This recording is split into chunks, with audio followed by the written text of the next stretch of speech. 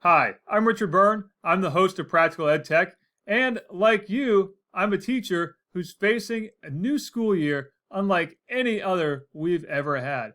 One that's going to require me to teach in my classroom, but also provide my students with lots of online resources for remote learning, including making a lot of videos. Now, if that describes you and you're not sure how to go about making videos or how to make a good instructional video, I have a webinar for you this Monday and Wednesday. You can sign up for the Monday session or the Wednesday session, a crash course in making and teaching with videos. In the webinar, I'll cover 3 simple ways to make quality instructional videos.